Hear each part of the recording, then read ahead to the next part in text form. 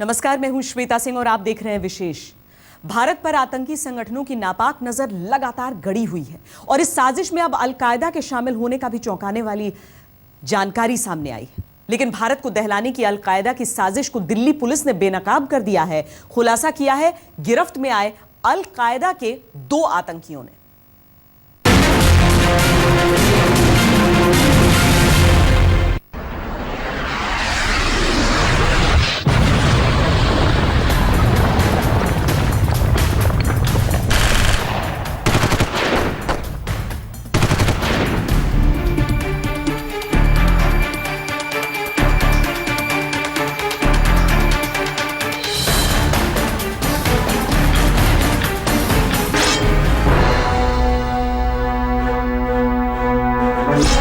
भारत के दुश्मनों की ट्रेनिंग,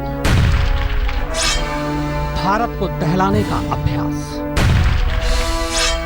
सामने आया अल-कायदा का आतंकी वीडियो, अल जवाहिरी की साजिश का खुलासा, अल-कायदा के 2 आतंकी भारत से गिरफ्तार।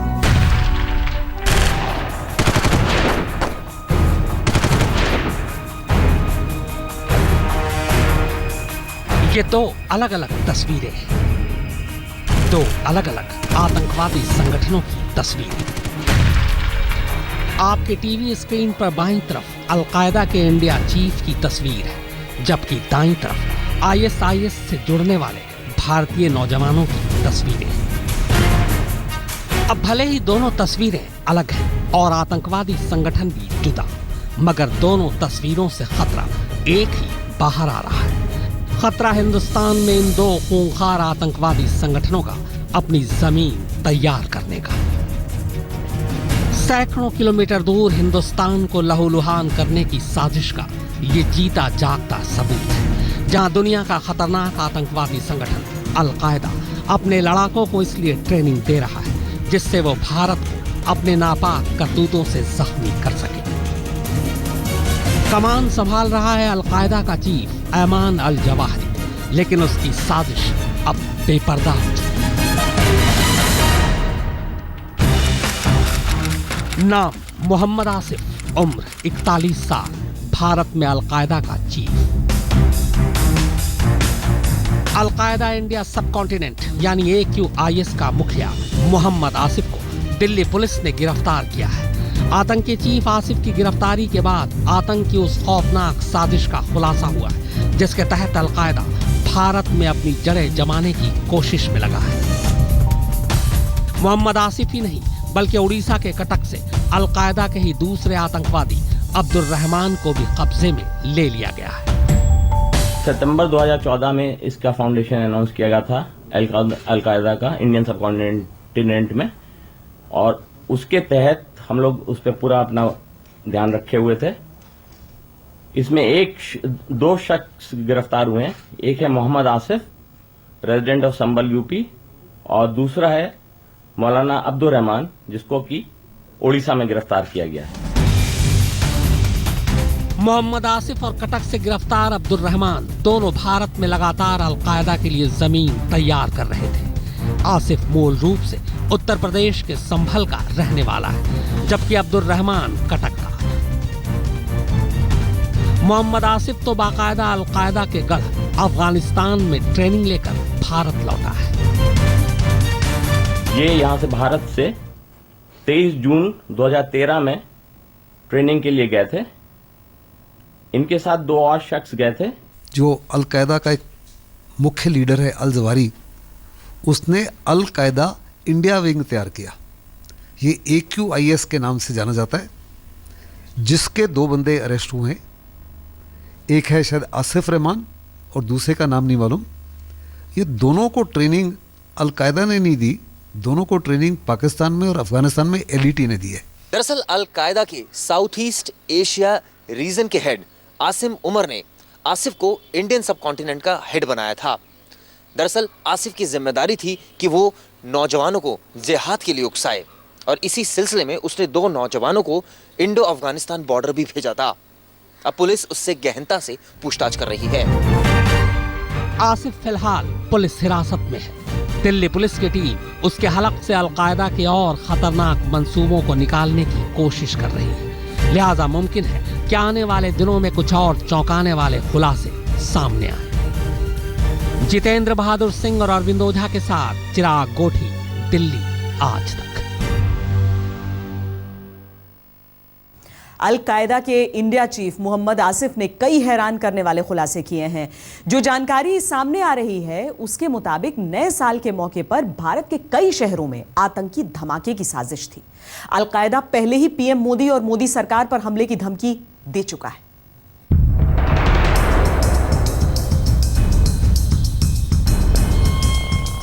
ये तीनों तस्वीरें भारत के लिए खतरनाक हैं, लेकिन इस बीच अच्छी खबर यह है कि आपके टीवी स्क्रीन पर बाईं ओर दिखने वाला अल-कायदा का आतंकी मोहम्मद आसिफ और दाईं ओर नजर आ रहा अल-कायदा आतंकी अब्दुल रहमान पुलिस के कब्जे में आ चुके हैं। लेकिन भारत को दहलाने की आतंकी ट्रेनिंग अभी भी जारी है। अल-कायदा भारत में अपने आतंकी पैर पसारने की नापाक कोशिश में है और आपको ये जानकर हैरानी होगी कि इसका मकसद भी उतना ही खतरनाक है। सूत्रों से जो जानकारी सामने आई है उसके मुताबिक अल-कायदा का इरादा भारत में बड़े पैमाने पर तबाही मचाने का है। इनकी साजिश नए साल के मौके पर भारत में धमाके कराने की थी। देश के कई अहम प्रतिष्ठानों और इमारतों पर भी अल-कायदा की बुरी नजर है। जानकारी के हिसाब से प्रधानमंत्री नरेंद्र मोदी और मोदी सरकार के मंत्रियों पर आतंकी हमले की साजिश है। इसके अलावा हिंदुस्तान में दंगे कराना भी अल-कायदा के एजेंडे में है। दिल्ली में अल-कायदा के गिरफ्तार आतंकी मोहम्मद आसिफ के पास से पुलिस को एक लैपटॉप, 3 मोबाइल फोन बरामद हुए हैं, जिनमें अल-कायदा के आतंकी मॉड्यूल के बारे में अहम खुलासे होने की पूरी संभावना है। आसिफ ने पूछताछ में यह भी कबूल किया है कि भारत में अल-कायदा के मंसूबों को अंजाम देने के लिए पैसा विदेशों से हवाला के जरिए आता है। उसे भी दिल्ली में हवाला के जरिए पैसे मिले थे। ओसामा बिन लादेन के कमजोर होने के बाद आईएसआईएस की बढ़ती ताकत के बीच अल-कायदा अब पूरी दुनिया में अपनी उपस्थिति दर्ज कराने के लिए किसी बड़े आतंकी हमले की फिराक में है। खुफिया सूत्रों से मिली जानकारी के मुताबिक भारत में भी बड़े स्तर पर आतंकी हमला ये अल-कायदा के आतंकी कर सकते हैं, जिसकी बानगी गिरफ्तार किए गए ये आतंकी से मिल रही है। मोहम्मद आसिफ दिल्ली के आसपास अल-कायदा का नेटवर्क तैयार कर रहा था, जबकि कटक से गिरफ्तार अब्दुल रहमान ओडिशा और झारखंड में आतंकी संगठन का आधार मजबूत कर रहा था। He is apparently running a madrasa in Tangi police station area of Cuttack district. It is ascertained that he has got links and association with some activists of AQIS, especially in Jharkhand, UP and Bangalore in Karnataka, and has also got some international links. आतंकी आसिफ ने यह भी खुलासा किया कि उसने न सिर्फ अफगानिस्तान में ट्रेनिंग ली बल्कि पाकिस्तान का भी दौरा किया।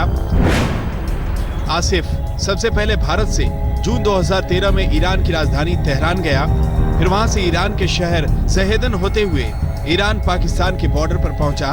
बाद में आसिफ पाकिस्तान के क्वेटा शहर आया और कुछ दिन गुजारने के बाद वो अफगानिस्तान के दक्षिण वजीरिस्तान पहुंचा और फिर वहां से वो उत्तरी वजीरिस्तान गया, जहां उसने आतंकी दहशत की ट्रेनिंग ली। करीब 1.25 साल बाद आसिफ 2014 में भारत लौटा। भारत में अल-कायदा का नेटवर्क तैयार करने में एशिया के अल-कायदा चीफ आसिफ उमर का सबसे बड़ा रोल है, जो खुद भी यूपी के संभल का रहने वाला है, लेकिन 1995 से भारत से गायब है। हिंदुस्तान में अल-कायदा की नई ब्रांच खोलने का ब्लूप्रिंट बहुत पहले तैयार हो चुका था। अल-कायदा को जरूरत थी एक ऐसे लोकल चेहरे की जो हिंदुस्तान के बारे में सब कुछ जानता और समझता हो। लिहाजा अल-कायदा ने 1995 में हिंदुस्तान छोड़कर पाकिस्तान जा चुके आसिम उमर को एशिया का नया चीफ बना दिया। आसिम ने उत्तर प्रदेश, कर्नाटक, पश्चिम बंगाल समेत पूरे भारत में सोशल नेटवर्किंग साइट्स के जरिए अल-कायदा का स्लीपर सेल का एक मजबूत नेटवर्क खड़ा कर दिया। यहां तक कि इंडियन मुजाहिदीन और सिमी के आतंकी भी अब अल-कायदा के बैनर तले आ चुके हैं। कैमरामैन अमित, चिराग गोठी और जितेंद्र के साथ अरविंद ओझा, दिल्ली आज तक। सवाल उठता है कि भारत में अल-कायदा की मदद कौन कर रहा है? जवाब है पाकिस्तान की खुफिया एजेंसी ISI। पैसे के अलावा योजना बनाने में भी आईएसआई अल-कायदा की मदद कर रहा है।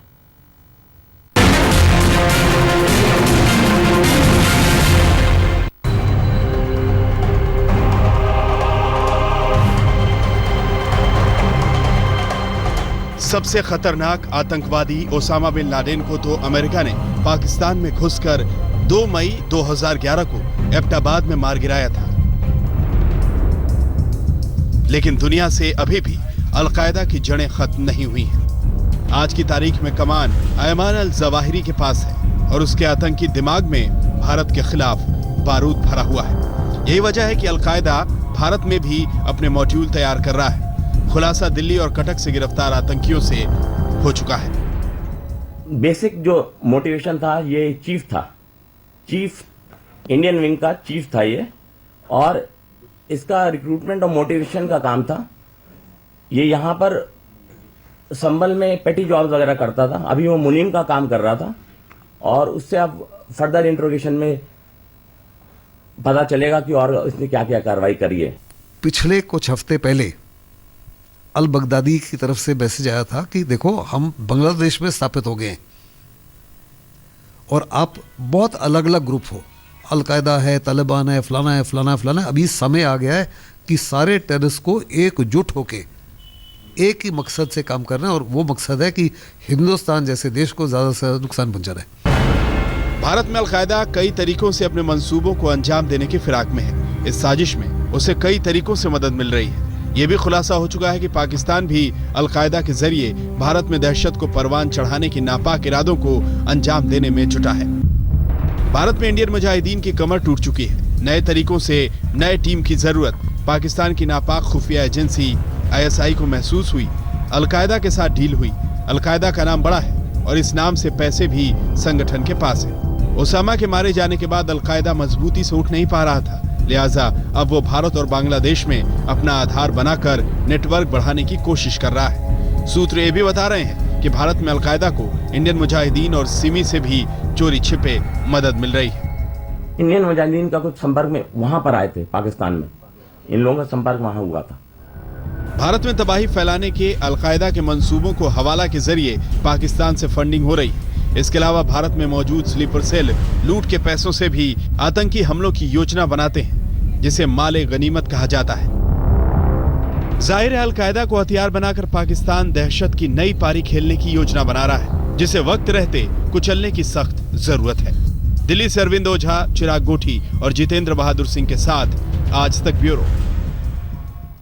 भारत को घेरने की आईएसआई कैसे कर रहा है नापाक प्लानिंग, बताएंगे इस ब्रेक के बाद। आप देखते रहिए विशेष। भारत में अल-कायदा के साथ मिलकर आईएसआई भारत को घेरने की कोशिश में है। इसके लिए वो भारत में अपने जासूसों की फौज भी तैयार कर रहा है। पिछले 1 महीने में हुई गिरफ्तारी इसका सबूत है।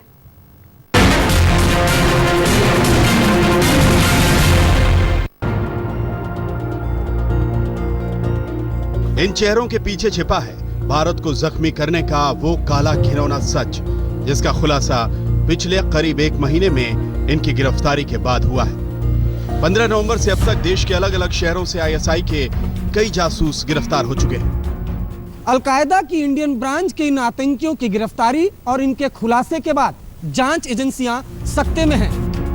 चौंकाने वाली खबर यह भी है कि पाकिस्तान की खुफिया एजेंसी आईएसआई भारत को परेशान करने के लिए चौतरफा प्लान बना रही है। अल-कायदा और आईएसआईएस जैसे आतंकी संगठनों के साथ मिलकर आईएसआई हिंदुस्तान में आतंकी गतिविधियों को बढ़ावा देने की जुगत में है। इसका भी खुलासा हो चुका है। इसके अलावा आईएसआई को अर्धसैनिक बल के जवानों और सेना के पूर्व सैनिकों को अपना जासूस बनाने में भी कामयाबी मिली है। दिल्ली से गिरफ्तार अल-कायदा के आतंकी मोहम्मद आसिफ ने भी खुलासा किया है कि वो पाकिस्तान के क्वेटा से होकर अफगानिस्तान में ट्रेनिंग के लिए पहुंचा था। दिल्ली से अरविंद ओझा, चिराग गोठी और जितेंद्र बहादुर सिंह के साथ आज तक ब्यूरो। अल-कायदा के प्लान इंडिया पर यह था हमारा विशेष। देश और दुनिया की बाकी खबरों के लिए आप देखते रहिए आज तक।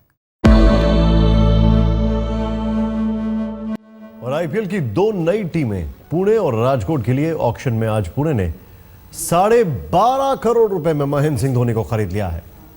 इसके साथ ही अश्विन अजिंक्य रहाणे को भी पुणे ने खरीद लिया है।